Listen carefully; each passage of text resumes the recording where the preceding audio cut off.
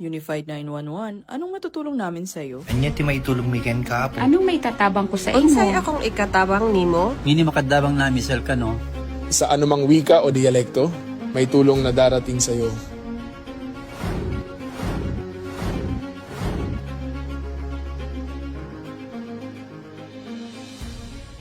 Lilingkod sa bawat Pilipino at magbibigay ng tamang impormasyon para sa tahimik at maayos na Pilipinas. Police News Network, alagad ng batas, tagapagtaguyod ng balitang pulis, sandigan ng mamamayan, patnubay ng katotohanan. Kampo Krame, maghahatid ng pinakahuling kaganapan at nagbabagang balita. Ito ang PNN Police News Network. At ngayon, ang inyong mga tagapagbalita. Magandang araw, Bagong Pilipinas. Ako ang inyong tagapagbalita, tagataguyod ng Balitang Pulis, NUP Loreto Bonifacio Concepcion. At ngayong araw ng Miyerkules, muli nating makasama bilang special guest co-host si Ms. Jihaine Jaira Hernandez, former Miss Teen International Grand Winner and Sparkle GMA7 Artist 2023. Magandang umaga sa iyo, Ms. Jaira. Magandang umaga po, Sir Ethan, at magandang umaga sa ating mga manonood ngayon.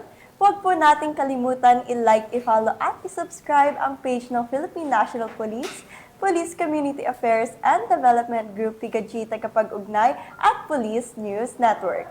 Kami po ay maghahatid sa inyo ng tamang balita, kwento ng pulis at serbisyo para sa mamamayan. At ito ang PNP News Online. Ang pangunahing balita ng Police News Network, alagad ng batas, tagataguyod ng Balitang Pulis.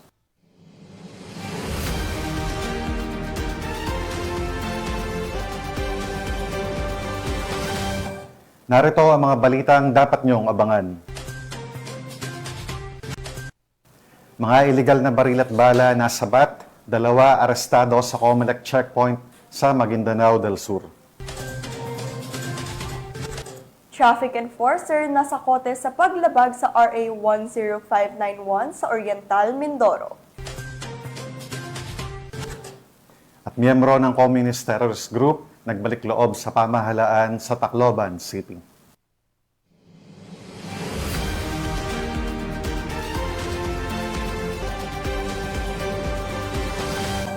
Narito ang mga balitang hatid ng ating PNN correspondents mula sa iba't ibang panig ng bansa.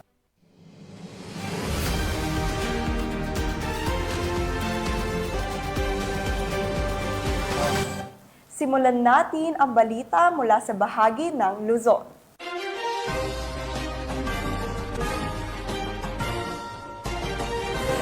Nagbigay seguridad ang Police Regional Office 1 sa isinagawang inspeksyon ng flood control projects sa Bawang at Tubao, La Union, alinsunod sa direktiba ng DILG Secretary John Vic Remulla. Bahagi ito ng kanilang tungkulin na magbigay ng suporta at proteksyon upang matiyak na walang anumang banta sa seguridad habang isinasagawa ang naturang inspeksyon.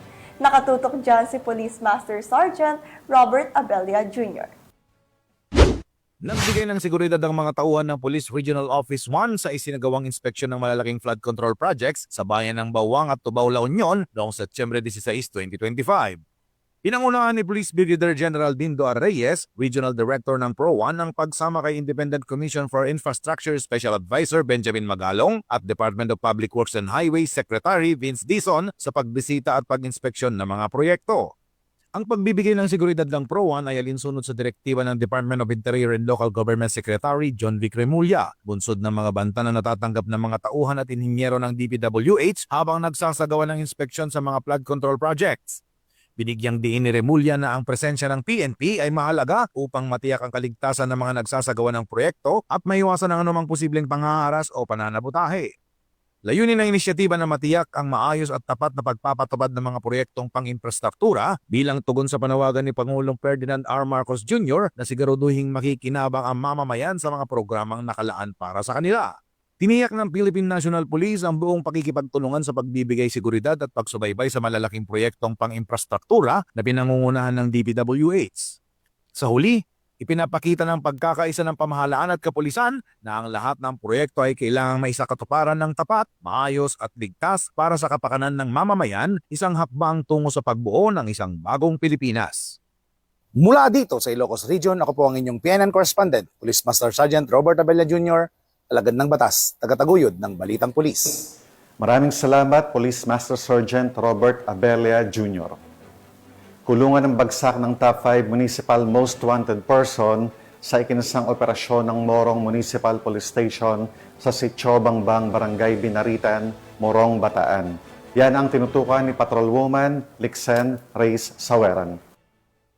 Arestado ang top 5 municipal most wanted person matapos ang ikinasang operasyon ng Morong Municipal Police Station, Bataan Police Provincial Office sa Sitio Bangbang, Barangay Binaritan, Morong, Bataan. Ayon kay Police Colonel Marites A. Salvadora, Provincial Director ng Bataan Police Provincial Office, ang sospek ay kinilalang si alias Mulong, 39 taong gulang, walang trabaho at residente ng naturang lugar. Naaresto sa bisa ng warrant of arrest para sa kasong paglabag sa Section 12, Article 2 ng Republic Act 9165 o Comprehensive Dangerous Drugs Act of 2002. Sa isinagawang protective search, matapos ang pag-aresto, nakumpiska mula sa aktual na pag-iingat ng sospek ang 3 maliit na sachet ng hinihinalang shabu na may kabuuang bigat na 17 gramo at tinatayang standard drug price na 115,600 pesos. Sa kasalukuyan, ang naarestong sospek at mga ebidensya ay nasa kustodiya ng Morong MPS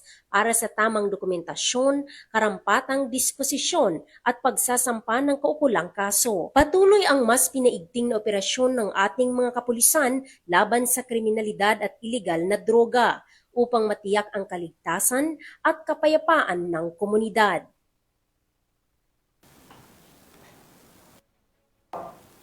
Maraming salamat, Patrolwoman Saweran. Hindi nakaligtas sa batas ang isang traffic enforcer matapos mahulihan ng iba't ibang uri ng armas sa isinagawang search warrant operation sa bayan ng Rojas Oriental, Mindoro. Nakibalita dyan si Patrolwoman Eloisa Beredo. Naaresto ang isang traffic enforcer matapos ang ikinasang operasyon ng pulisya kaugnay sa paglabag sa Republic Act 10591 o Comprehensive Firearms and Ammunition Regulation Act sa Barangay Mabuhay, Rojas Oriental, Mindoro noong ika-15 ng Setyembre taong kasalukuyan. Ipinatupad ang mga operatiba ng Criminal Investigation and Detection Group Oriental Mindoro Provincial Field Unit kasama ang 150 Special Action Company, Special Action Battalion, Special Action Force at Rojas Municipal Police Station. Ang search warrant na inisyo ni Honorable Jose C. Real Jr., Presiding Judge ng Regional Trial Court Branch 43, Rojas Oriental, Mindoro, laban kay alias Panday, 54 anyos, traffic enforcer at residente ng Sitio Maisan, Barangay Mabuhay, Rojas Oriental, Mindoro. Sa isinagawang operasyon, nakumpiska ang mga sumusunod na ebidensya: isang caliber .22 rifle, isang caliber 9mm bullet, isang caliber 5.56 empty shell, isang berdeng empty cartridge ng 12-gauge shotgun, isang pulang empty cartridge ng 12-gauge shotgun, at isang pulang live cartridge ng 12-gauge shotgun.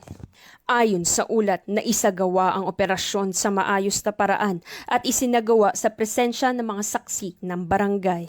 Naipabatid kay alias Panday ang kanyang mga karapatan at kasalukuyan siya ay nasa kustodiyan ng Criminal Investigation and Detection Group Oriental Mindoro Provincial Field Unit para sa kaukulang dokumentasyon at wastong disposisyon. Ang matagumpay na operasyon ay isang malinaw na nagpapakita ng pagsasabuhay ng 7-point agenda ni Acting Chief PNP Police Lieutenant General Jose Melencio Nartates Jr., particular sa mahigpit ng pagpapatupad ng batas, epektibong kampanya laban sa iligal na armas, paggamit ng makabagong teknolohiya para sa transparency at pananatili ng tiwala ng mamamayan sa kapulisan.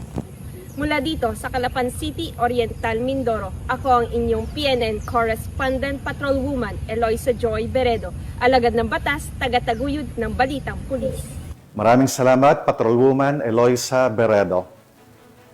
Buong husay na ipinamalas ng Team PNP ang kanilang lakas disiplina at koordinasyon sa cheer dance competition ng Philippine Uniformed Services Sports League 2025 na ginanap sa Camp Aguinaldo sa pamamagitan ng makukulay na stunts, routine at sayaw na sumasailalim sa esensya ng serbisyo at pagkakaisa. Patrolwoman Ivy Corporal sa report. Hindi lang sa tungkulin, kundi pati sa entablado ng talento, muling pinatunayan ng Philippine National Police ang kanilang husay at galing. Ganito umarangkada ang PNP sa cheer dance competition ng Philippine Uniform Service Sport League 2025 na ginanap nitong Setyembre 16 taong kasalukuyan sa Camp General Emilio Aguinaldo, Quezon City, kung saan naiuwi nila ang karangalan ng first runner-up. Tampok sa kompetisyon ang matitinding performance mula sa iba't ibang uniform agency kabilang ang Bureau of Customs, Bureau of Correction, Philippine Navy, Philippine Air Force, Philippine Army, Bureau of Jail Management and Penology at Philippine National Police. Sa kanilang pagtatanghal, ipinamalas ng PNP ang kakaibang energy, disiplina at teamwork na umani ng palakpakan mula sa manonood at nagbigay daan upang maiuwi ang kanilang ikalawang pinakamataas na pangarangal. Higit pa sa makukulay na sayawan, ang nasabing paligsahan ay naglalayong palakasin ang camaraderie, sportsmanship at pagkakaisa sa pagitan ng uniform services. Para sa PNP, ang pagkilalang ito ay patunay na hindi lamang sila naglilingkod para sa kapayapaan, kundi may angking talento rin na ipagmamalaki sa ralangan ng sining at palakasan. Sa huli, ang kanilang tagumpay ay nagsilbing inspirasyon na ang PNP laging handa sa serbisyo, talento at galing. Mula dito sa Camp Bagong Diwa, Bikutan, Taguig City, ako po ang inyong PNN correspondent, Patrolwoman Ivy Corporal, alagad ng batas, tagataguyod ng Balitang Pulis. Maraming salamat, Patrolwoman Corporal. Nagsagawa ng Information Awareness Drive ang Regional Police Community Affairs and Development Unit 4A sa University of Perpetual Health System, Laguna. Yan ang balitang hatid ni Patrolwoman Rosemary Rapids. Gawa ng Information Awareness Drive ng Regional Police Community Affairs and Development Unit 4A ngayong September 16, 2025. Bilang bahagi ng pagdiriwang ng National Crime Prevention Week 2025, pinangunahan ni Police Colonel Mildred E. Patam, hepe ng Arpicado 4A ang naturang aktibidad na ginanap sa Performing Arts and Theater ng University of Perpetual Health System Laguna, Binyan Campus, Barangay Santo Niño. Katuwang dito ang Napolcom 4A, RACO 4A at My Brother's Keeper Pro 4A. Dumalo ang mahigit 200 participants na kinabibilangan ng mga estudyanteng kumukuha ng kursong criminology mula unang taon hanggang ika-4 na taon kasama ang kanilang mga guro. We would like from the University of Perpetual Health College of Criminology would like to extend our gratitude to our Arpicado 4A for conducting this seminar and for making our students broaden their horizon when it comes to crime prevention. Hopefully, in the near future, we will be conducting again this seminar. Thank you very much. Layo ng programa na mas mapalawak ang kaalaman ng mga kabataan hinggil sa crime prevention at mas pagtibayin ang pakikipag-ugnayan ng pulisya sa mga paaralan at komunidad.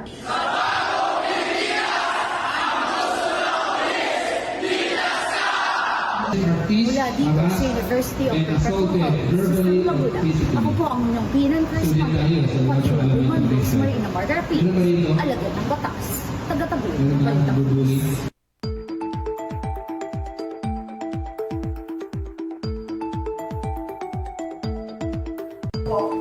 Patuloy na tinatahak ng Tropical Depression Mirasol ang Northern Luzon matapos mamataan ang sentro nito sa San Agustin, Isabela. Taglay nito ang lakas ng hangin hanggang 55 km per hour at bugso na 90 km per hour habang kumikilos pahilagang kanluran sa bilis na 25 km per hour. Itinaas ang signal number 1 sa ilang bahagi ng Luzon, kabilang ang Batanes, Cagayan, Isabela, Aurora, Ilocos Norte, Ilocos Sur, at iba pang karating probinsya. Inaasahang lalakas pa si Mirasol sa sandaling makalabas ng Luzon at muling pumasok sa Luzon Strait ngayong gabi. Pinapayuhan ng publiko na mag-ingat sa malalakas na ulan, hangin at maalaw na karagatan, lalo na maliliit na sasakyang pandagat.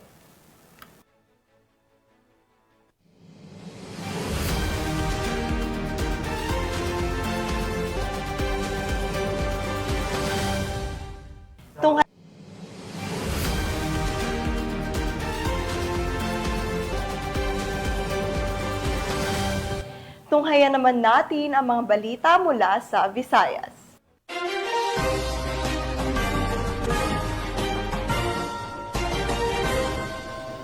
Isang dating kasapi ng Communist Terrorist Group ang tuluyang nagdesisyong iwan ang marahas na landas at muling yakapin ng pamahalaan sa Barangay 97, Cabalawan, Tacloban City.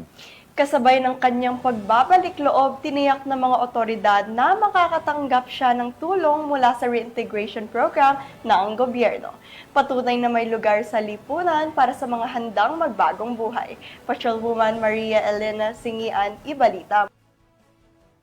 Winakasan ang pakikibaka at kusang nagbalik loob sa pamahalaan ng isang miyembro ng Communist Terrorist Group sa Barangay 97, Cabalawan, Tacloban City. Ang pagbabalik loob ay resulta ng matagumpay na panawagan at pakikipagnegosasyon ng mga tauhan ng 805th Maneuver Company Regional Mobile Force Battalion 8 kasamang 63rd Infantry Battalion Philippine Army, Provincial Intelligence Team Samar at Regional Intelligence Unit 8. Samantala, nakatanggap naman ang nagbalik loob ng agarang tulong pinansyal at food packs mula sa mga kapulisan. Ang nasabing surrendery ay nasa kustudiya ng 805th Maneuver Company RMFB-8 para sa facilitation at dokumentasyon ng kanyang posibleng enrollment sa programa ng ating gobyerno na Enhanced Comprehensive Local Integration Program o ECLIP. Patuloy ang panawagan ng pambansang pulisya sa iba pang mga miyembro ng CTGs na iwaksina ang maling ideolohiya at magbalik loob sa ating pamahalaan upang makasama ang pamilya, mamuhay ng payapa at patuloy na sumuporta sa mga programa ng ating gobyerno. Mula dito sa Eastern Visayas, ako ang inyong PNN correspondent, Patrolwoman Maria Elena Singian, alagad ng batas, tagataguyod ng Balitang Pulis. Maraming salamat, Patrolwoman Maria Elena Singian. Arestado ng mga operatiba ng Mandaue City PNP ang top 10 most wanted person sa nahaharap na kasong parricide sa ikinasang operasyon sa Zamboanga City. Magbabalita riyan si Patrolwoman Flora May Asares. Tulungan ang bagsak ng top 10 most wanted person regional level na may kasong parricide matapos itong maaresto ng kapulisan ng Mandaue City sa RT Lim Boulevard, Barangay Zone 1, Zamboanga City noong 15 ng Setyembre ng taong kasalukuyan. Ayon kay Police Major Mark M. Navales, Station Commander ng Police Station 4 Mandaue City Police Office, bandang alas 5:30 ng hapon, nang maaresto ng mga otoridad ang sospek na si Tonton, 40 anyos, at kasalukuyang naninirahan sa Zone 6 Barangay Kawit, Zamboanga City. Ang wanted na sospek ay naaresto sa bisa ng warrant of arrest para sa kasong parricide na inisyo ni Honorable Ferdy Espiridion D. Riveral, presiding judge ng RTC Branch 87 na walang komendadong piyansa. Kasalukuyang nasa kustudiya ng CIO Zamboanga Police Station ang sospek para sa dokumentasyon at tamang disposisyon. I extend my highest commendation to the personnel of Police Station 4 and together with the CIU Zamboanga City Police Office for their successful implementation of the warrant of arrest against a certain suspect who was charged with a heinous crime of parricide, who had been hiding from the law for the few months. This extraordinary accomplishment is more than just an operation fulfilled. It is a powerful testament of your perseverance, professionalism, and unwavering dedication of your sworn duty. Your collective effort does not only honor our organization, but also strengthens the trust and confidence of the community we serve. To each and everyone, congratulations! Mabuhay ang ating kapulisan, and may we continue to carry the torch of justice and pride with pride and integrity. Mula dito sa Mandaue City, Ako ay inyong Police News Network Correspondent, Patrolwoman Flora May Asares, alagad ng batas, tagataguyod ng Balitang Pulis.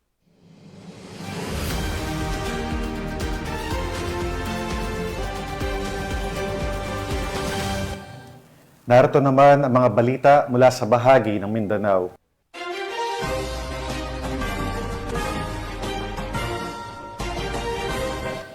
Naaresto ang 2 individual matapos makumpiskahan ng mga iligal na baril at bala sa isang COMELEC checkpoint ng Datu Salibo Municipal Police Station sa Maguindanao del Sur. Bahagi ang naturang checkpoint ng pinaigting na seguridad upang matiyak ang mapayapa at maayos na eleksyon at maiwasan ang anumang banta ng karahasan. Patrolwoman Veronica Lagi sa balita. Nasabat ang mga iligal na baril at bala habang arestado ang 2 individual sa isinagawang COMELEC checkpoint ng Datu Salibo MPS sa barangay Sabulawa, Maguindanao del Sur. Nito lamang 16 ng Setyembre taong kasalukuyan. Kinilala ni Police Colonel Sultan Samal Sapal, Provincial Director ng Maguindanao del Sur Police Provincial Office, ang mga suspect na sina Alias Musa at Noureddin na pawang nasa 8 taong gulang. Ayon sa ulat, habang isinasagawa ang checkpoint operation ng Datu Salibo Municipal Police Station, nang sitahin ang isang Toyota Hilux na sasakyan, nang mapansin ng mga pulis ang ilang mga baril na lantad sa loob ng sasakyan. Nang hingan ng kaukulang dokumento ang mga ito, kabilang na ang COMELEC Gun Ban Exemption Permit, bigo ang mga suspect na magpakita ng alinman dito, dahilan ng agarang pagkakaaresto ng mga ito. Nakumpiska sa mga suspect ang isang Elisco 5.56mm rifle, isang Colt 5.56mm rifle, isang arms core caliber 45 pistol at isang shooter caliber 45 pistol. At kaagad nang dinala sa Datu Salibo MPS kasama ang mga suspect para sa wastong dokumentasyon at pagsasampa ng kaukulang kaso. Pinuri naman ni Police Colonel Sapal ang pagiging alerto ng checkpoint team at tiniyak ang tuloy-tuloy na dedikasyon ng PNP sa pagbabantay ng komunidad lalo na sa papalapit na BARM parliamentary elections. Muling nananawagan ang Maguindanao del Sur PPO sa publiko na iulat ang anumang kahina-hinalang gawain o mga taong may baril na walang kakulang pahintulot. Ang pagiging mapagmatyag at pakikipagtulungan ng mamamayan ay mahalagang sandigan sa pagpapanatili ng kapayapaan at kaayusan sa lalawigan. Mula rito sa rehiyon ng Bangsamoro, ako ang inyong Police News Network Correspondent, Patrolwoman Veronica Lagi, alagad ng batas, tagataguyod ng Balitang Pulis. Maraming salamat, Patrolwoman Veronica Lagi. Isang operasyon kontra illegal na droga sa Polomolok, South Cotabato ang nagbukas ng mas malalim na banta sa seguridad ng bayan matapos mahuli ang isang suspect na hindi lamang may dalang shabu, kundi pati baril at granada. Patrolwoman Ara Cassandra Concon sa balita. Arestado ang isang lalaking kinilalang si alias Jean, 48 anyos, matapos masamsam sa kanyang bahay ang hinihinalang shabu na nagkakahalaga ng 246,960 pesos at isang 45 caliber pistol at isang granada sa bisa ng search warrant operation sa Barangay Coronadal proper. Na-recover din ang drug paraphernalia at 5 bala ng baril. Sa ngayon ay nasa kustudiya na ng Polomolok Municipal Police Station ang suspect habang inihanda na ang kasong isasampa. Tiniyak naman ng PRO 12 ang pagpapatuloy ng kampanya kontra iligal na droga at mga loose firearms bilang bahagi ng advokasya ng bagong Pilipinas. Mula dito sa Rehiyon 12, ako ang iyong PNN Correspondent, Patrolwoman Ara Cassandra Concon, alagad ng batas, tagataguyod ng Balitang Pulis. Maraming salamat, Patrolwoman Concon. Hindi nakalusot sa batas ang isang drug suspect matapos na mahulihan ng mahigit 300,000 pisong halaga ng hinihinalang shabu sa ikinasang bypass operation ng PNP sa Iligan City. Nakibilita dyan si Patrolwoman Rhea May Sanchez. Nasamsam ang mahigit 306,000 halaga ng shabu sa isinagawang bypass operation ng Iligan City Police Station 5, katuwang ang PIDEA Lanao del Norte, sa Barangay Tibanga, Iligan City nito lamang 15 ng Setyembre taong kasalukuyan. Kinilala ni Police Major Nelmar Kipanes, Station Commander ng Iligan City Police Station 5, ang suspect na si alias Gigi, lalaki, 27 anyos, residente ng nasabing lugar at isang street-level individual. Nakumpiska sa suspect ang tinatayang 45 grams ng hinihinalang shabu na may standard drug price na 306,000 pesos at iba pang mga drug paraphernalia. Maharap ang suspect sa kasong paglabag sa RA 9165 o Comprehensive Dangerous Drugs Act of 2002. Mula dito sa Camp Capistrano, Busa, Cagayan de Oro City, ako ang inyong Police News Network correspondent, Patrolwoman Rhea P. Sanchez, alagad ng batas, tagataguyod ng Balitang Pulis. Maraming salamat, Patrolwoman Rhea May Sanchez. Walang takas ang dalawang drug suspects matapos maaresto sa isinagawang buy-bust operation ng mga otoridad sa Davao City. Tinutukan niya ni Patrolwoman Berna May Lapus. Ang dalawang drug personalities sa isinagawang buy-bust operation ng Regional Police Drug Enforcement Unit 11 sa Barangay Tomas Monteverde, Davao City nito lamang ika-16 ng Setyembre taong kasalukuyan. Kinilala ni Police Major Minar D. Pascual, Chief RPDU 11, ang mga suspect na si alias Bay, 19 anyos at alias Jobert, 27 anyos na pawang mga residente sa nasabing lugar.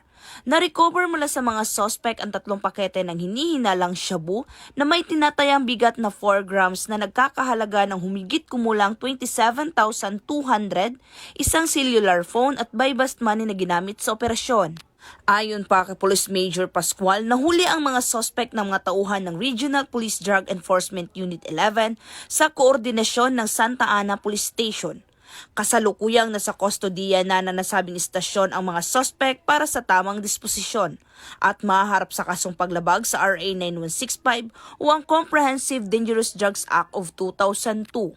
Sa patnubay ng Regional Director Police Brigadier General Joseph R. Arquiles, mas lalo pang pinapalakas ng Police Regional Office 11 ang laban kontra kriminalidad bilang katuwang ng pamayanan sa pagtataguyod ng isang ligtas at mapayapang Rehiyon 11.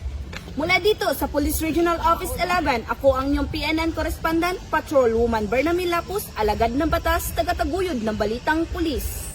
Maraming salamat, Patrolwoman Berna May Lapus. At yan ang mga balitang nakalap ng ating PNN correspondents mula Luzon, Visayas at Mindanao. Paalala lang mga kababayan, mag-ingat tayo sa fake news, yung mga maling impormasyon po na gawa-gawa lang para makapanlin lang at magdulot ng gulo. Minsan, simpleng chismis lang, pero pwede pong mag-udyok ng takot, kalituhan, o kahit away. Kaya bago tayo mag-share, i-check muna kung totoo at kung galing sa legit na source. Tandaan, sa pag-iwas sa fake news, nakakatulong po tayo para manatiling payapa at maayos ang ating mga komunidad. At bago po tayo tuluyang magtapos, nais ko pong ipaabot ang aming taos-pusong pasasalamat sa lahat ng masugid na taga-subaybay ng Police News Network. Maraming salamat po sa inyong patuloy na suporta. At syempre po, nagpapasalamat muli kami sa aming special guest co-host for today na si Miss Jaira Hernandez. Maraming salamat sa pagpapaunlak sa aming imbitasyon at pakikiisa sa layunin ng programang ito, Queen Jaira. Maraming salamat po PNN sa muling pag-imbita sa akin bilang inyong co-host.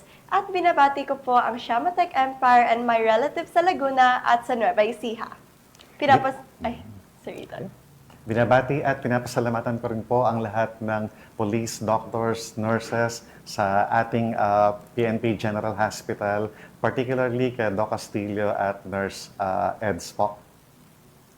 Yan, pinapasalamatan at binabati ko rin po si Acting Chief PNP Police Lieutenant General Jose Melencio Nartates Jr., Police Major General Roderick Augustus Alba, the Director for Police Community Relations, PKG Command Group na pinamumunuan ni Police Brigadier General Marvin Joe Saro, Police Colonel Joel Serrano, Police Colonel Adonis Guzman at Police Colonel Joel Ada.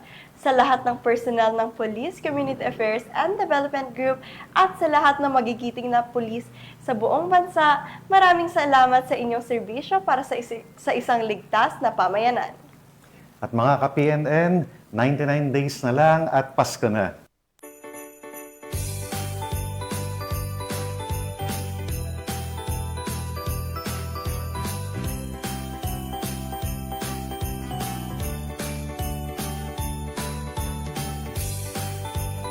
Sa ngala ng pamunuan ng Philippine National Police sa pangunguna ni Acting Chief PNP Police Lieutenant General Jose Melencio Nartates Jr.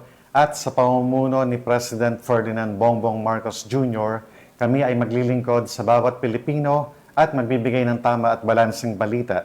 Dahil sa bagong Pilipinas, ang gusto ng pulis, ligtas ka. Mula rito sa tanggapan ng tagapag-ugnay ng pambansang pulisya, kami ang inyong tagapagbalita, tagataguyod ng Balitang Pulis, NUP Loreto Bonifacio Concepcion. At ako naman po si Ms. Jihaini Jair Hernandez, former Miss and International Grand Winner, maghahatid ng tamang balita, kwento ng pulis at serbisyo para sa mamamayan. At ito ang PNP News Online. Ang pangunahing balita ng Police News Network.